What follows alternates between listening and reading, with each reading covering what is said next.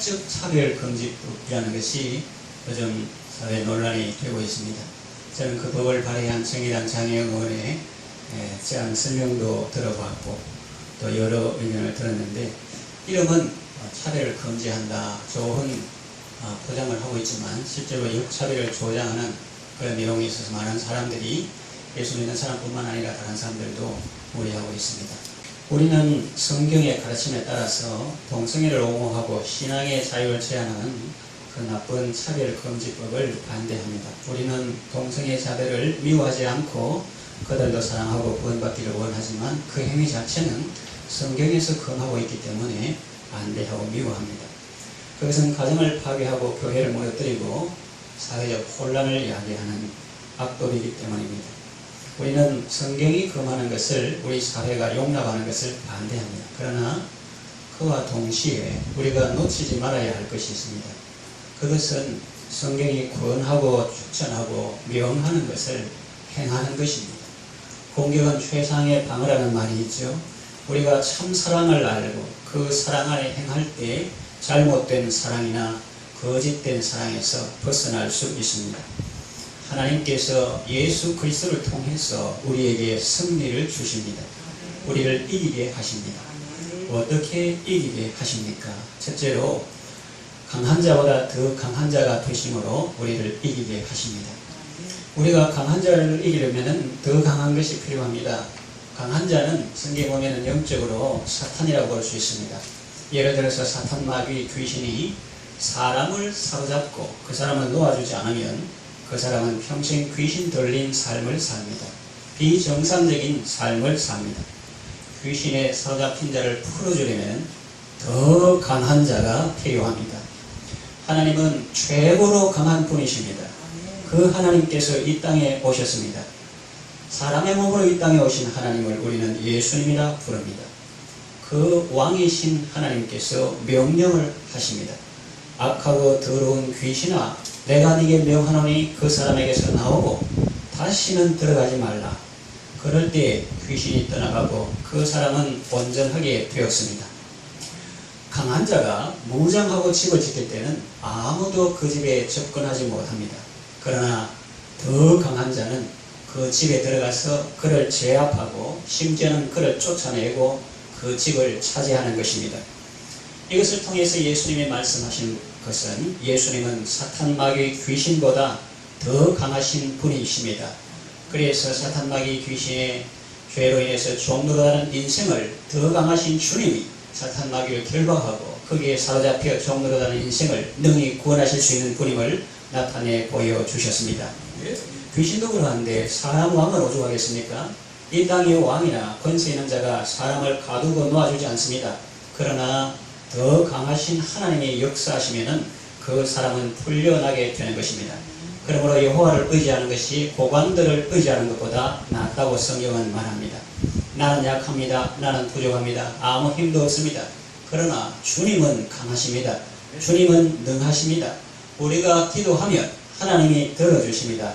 성경에 보면 그런 예가 많이 나옵니다. 기드온의 군대는 수가 적었지만 하나님이 도와주시니 미디안 대군을 물리칠 수 있었습니다. 또 다윗은 키도 작고 좋은 무기도 없었으나 하나님이 도와주시니 물맷돌로 거인 골리앗을 무너뜨렸습니다. 또 히스기야와 유다는 약했습니다. 적군이 조롱할 정도였습니다. 그러나 성전에서 울며 기도했을 때 하나님께서 도와주셨습니다. 아수르의 대군을 물리치게 하셨습니다. 하나님께서 승리를 주셨습니다. 하나님께서 이기게 하셨습니다.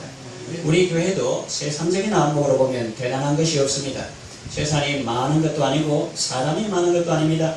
그런데 어떻게 여기까지 나올 수 있었을까요? 그것은 하나님께서 도와주셨기 때문입니다.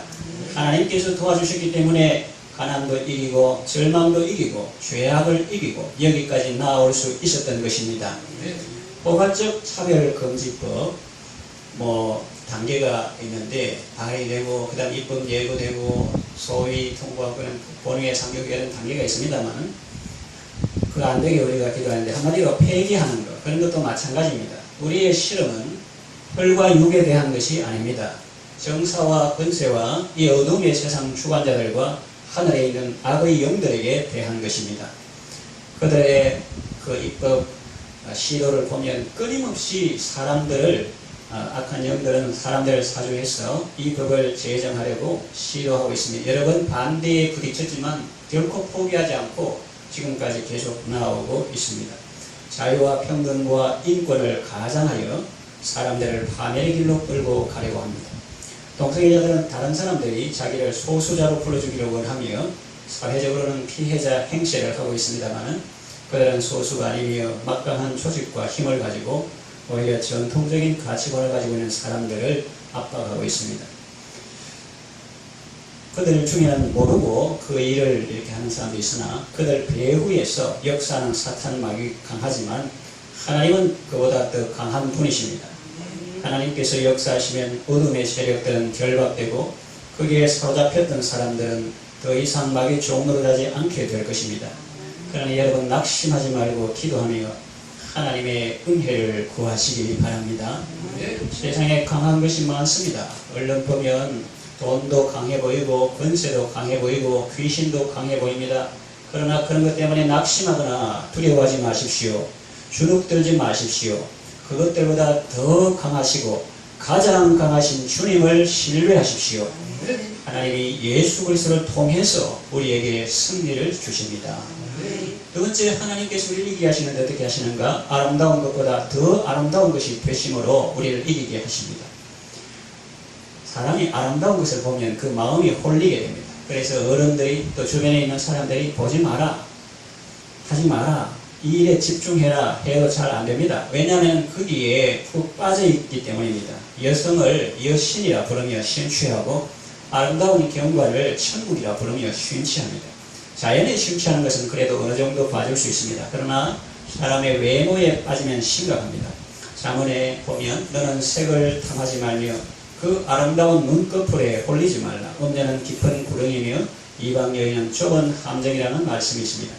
거기에 빠지면 사람이 한 조각 끝만 남게 되고 즉 음란하면 사람이 가난하게 된다 이 말이에요. 행동을 잊게 되고 수치와 부끄러움을 씻을 수 없게 된다는 말씀도 있습니다. 세상에 아름다운 것에 빠지지 않으려면 그보다 더 아름다운 것이 필요합니다. 잘못된 사랑에 빠지지 않으려면 참 사랑의 관계가 있어야 합니다. 가족 구성원들이 사랑의 관계로 엮어져 있어야 합니다. 청소년들이 방황하지 않으면 부모가 서로 사랑하는 걸 보여줘야 되고 아이들이 자꾸 집에 안 들어오고 싶고 다른 데 가고 싶다 이런 거 안 하려면 자꾸 집에 오고 싶은 마음, 사랑이 있고 안식이 있고 격려가 있는 그런 가정이 되게 하는 것이 중요하다는 거죠. 신앙생활도 마찬가지입니다. 세상의 아름다움과 유혹에 빠지지 않으려면 그보다 더 아름다운 것이 필요합니다. 더 아름다운 분이 필요합니다. 그분이 누구냐? 바로 하나님이십니다. 하나님은 최고로 아름다우신 분입니다. 우리 찬송가사에 하나님의 아름다움과 그의 영광 볼 때에 모든 괴로움 잊어버리고 거룩한 길 다니리 그랬습니다. 하나님은 얼마나 아름다운 분이신지 우리로 하여금 세상의 모든 괴로움을 잊어버리게 하는 그런 아름다움입니다. 그냥 아름다움이 아니라 영광이 있는 아름다움입니다. 일전에 제가 말씀드렸듯이 미국 대각성운동 The Great Awakening의 주도적인 그런 조나탄 에드워드라는 분의 글이 지금도 많이 발굴되고 있는데 그분은 목회지에서 한 2시간 정도 떨어진 숲에 말을 타고 가서 거기서 기도하는데 기도 가운데 하나님께서 성령으로 말씀을 통해서 구세주 예수님의 아름다우심과 탁월하심과 지혜로우심과 겸손하심과 덕스러우심을 보여줄 때에 거기서 2~3시간 계속 찬양하며 경배하는 그런 시간을 보냈다 하는 것이 그의 글에 나타나고 있고 하나님이 아름다우시지요. 구세주 예수님이 아름다우시지요. 오죽하면 성경에 다윗이 이런 기도를 했겠어요? 내가 여호와께 구하였던 한 가지 일 그것을 구하리니 그랬어요. 여러 가지가 아니고 평생의 큰 기도 제목 한 가지 일 그것을 구하리니 그것이 뭐냐? 곧 내가 평생 여호와의 집에 살면서 그의 아름다움을 바라보며 그의 성전에서 그를 사모하는 그것이라 그랬습니다. 음녀는 사람을 파멸로 이끌지만 하나님은 우리를 생명으로 인도하십니다. 하나님이 아름다우신 분이시고 또 하나님의 작품들이 아름답죠. 참 아름다워라 주님의 세계는 저 저 솔로몬의 옷보다 더 고운 백합화. 그리고 잔잔한 시냇물. 그것만 보면 세상 사람하고 똑같아요. 아 좋다. 마시고 노래하고. 그 우리에게 중요한 것은 그 소리 가운데 주 음성 들리니. 하나님께서 그걸 통해서 뭐라고 하십니까? 이 들의 백합화를 보라. 솔로몬 옛날에 부자같이 있고 그런 사람이 모든 영광으로 입어놓은 것이 이 꽃 하나만 갖지 못하였느니라. 그러면서 오늘 있다가 내일 나궁에 던져지는 덜풀도 이렇게 계시는데 하물며 너희 일까 보냐 하는 그 주님의 음성, 우리를 향한 사랑의 음성, 그런 것을 우리가 듣게 된다.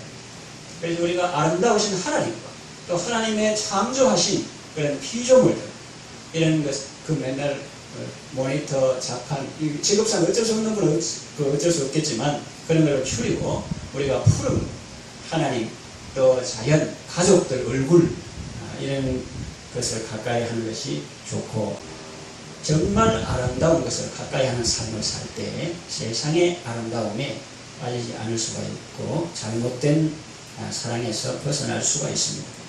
최고의 아름다움, 완벽한 아름다움을 알기에 세상 아름다움에 빠지지 않습니다.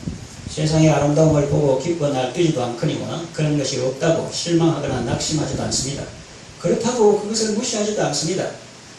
일상의 소소한 삶 가운데서도 이미 큰 아름다움으로 나는 기쁨이 있기 때문에 밥을 먹으면서도 길을 걸으면서도 숨을 쉬면서도 하나님 안에서 감사하며 그것들을 보게 하신 하나님을 찬양하며 하나님 안에서 즐길 수가 있는 것입니다.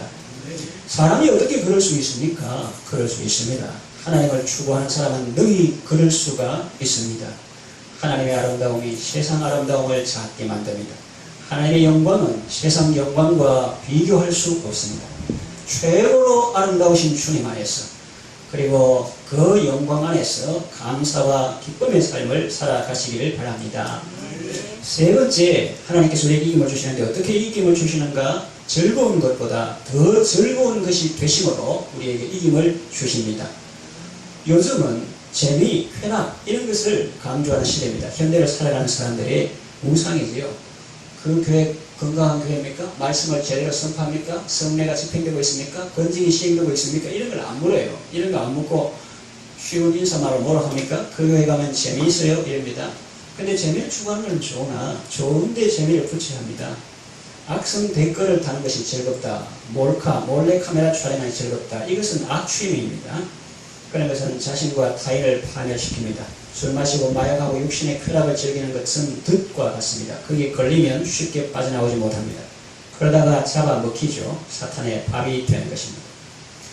거기 푹 빠진 사람에게 아무리 가지 마라 하지 마라 해도 먹히지 않습니다. 그거는 자기 마음에 끌림이 있고 이미 중독되었기 때문에 벗어나기 어렵습니다. 물론 스스로 끊으려는 의지와 노력도 필요합니다. 환경을 바꾸는 것도 중요합니다. 그러나 가장 중요한 것은 더 즐거운 것을 찾는 것입니다. 이전에 좋아하는 것 쳐다보기도 싫을 정도로 더 즐거운 뭔가가 필요합니다. 우리 찬송 가사 있죠. 주 안에 감추인 새 생명 얻으니 이전에 좋던 곳 이제는 값없다. 그렇다면 세상 쾌락보다 더 즐거운 것은 무엇일까요? 하나님입니다. 큰 기쁨은 하나님께 있습니다. 시편에 보면은 극락의 하나님께 나아가리이다. 개역개정에는 큰 기쁨의 하나님 이렇게 번역되어 있습니다. 또 주의 앞에는 큰 기쁨이 있고 주의 우편에는 영원한 즐거움이 있다고 했습니다.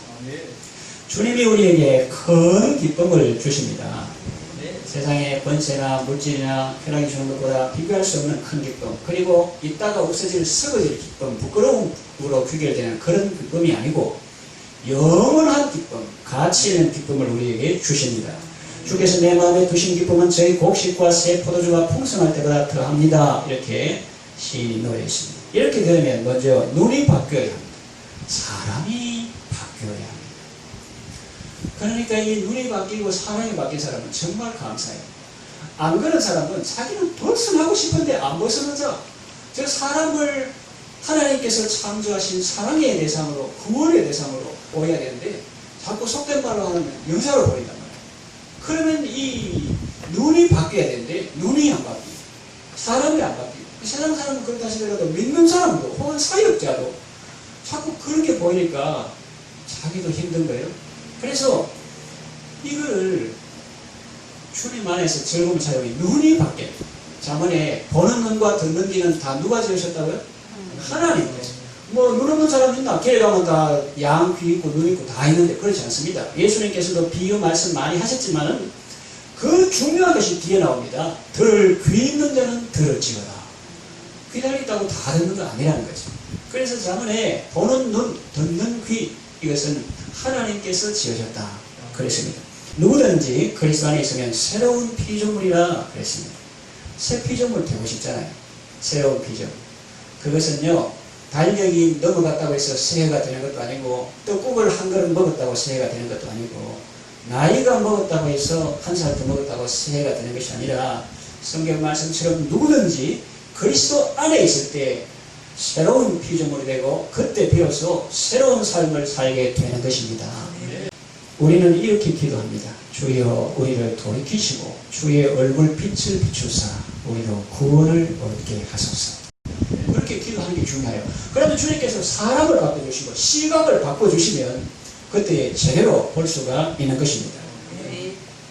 하나님의 사람 모세는 잠시 죄악의 낙을 누리는 것보다 하나님의 백성과 함께 고난받는 것을 더 좋아했습니다. 영원한 나라를 보았기 때문에 세상 제국은 없어질 것이기 때문에 그 세상 제국에 속해가지고 왕자들 왕노릇 그런 것이 아니라 잠시 죄악을 누리는 것보다 아니라 영원한 하나님 나라를 보았기 때문에 하나님의 백성과 함께 고난받는 것을 더 좋아했던 것입니다.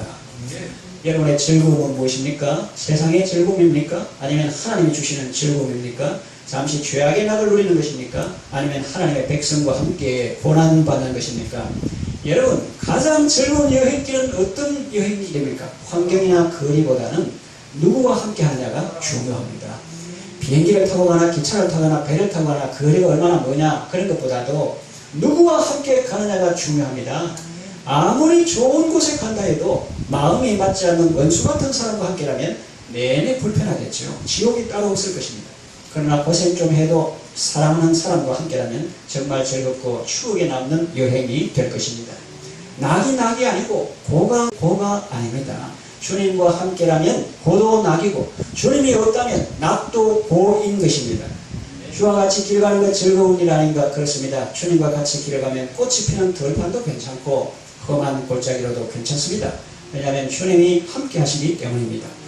나는 약합니다. 나는 부족합니다. 세상 쾌락을 이길 수가 없습니다. 술을 끊을 수 없고 담배를 끊을 수 없고 마약을 끊을 수 없습니다. 더 강한 분이 필요합니다. 더 강한 분은 예수님입니다. 알코올 중독되던 사람이 어떤 공동체를 통해서 지어받고 가정으로 돌아가는데 그 주님을 찬양하는 모습을 본 적이 있습니다. 주님은 그런 분이십니다. 술과 가해하던 사람을 주님을 찬양하는 사람으로 능히 바꿔주시는 분입니다. 즐거움을 이기려면 더 큰 즐거움이 필요합니다. 주님은 우리에게 최고의 즐거움을 주시고 영원한 즐거움을 주시는 분입니다. 이제 말씀을 정리하면 마치겠습니다. 하나님께서 우리에게 승리를 주십니다. 우리가 잘나거나 강해서가 아니고 약하고 부족하지만 하나님께서 우리를 이기게 하십니다. 비밀은 예수님입니다. 하나님은 예수 그리스도를 통해서 우리에게 승리를 주십니다. 예수님은 우리의 보배입니다. 참 기쁨의 근원입니다. 예수 그리스도를 통해서 승리의 삶을 살아가시기를 바랍니다. 오늘 본문 말씀이 제일 중요하니까 꼭 붙으시고 기억하시고 우리 주 예수 그리스도로 말미암아 우리에게 승리를 주시는 하나님께 감사하오니 하노니 이 한 절 말씀을 꼭 붙드시고 예수 그리스도로 말미암아 우리에게 승리를 주시는 하나님께 감사하면서 날마다 예수님을 의지해서 승리하는 삶을 살아가시기를 바랍니다.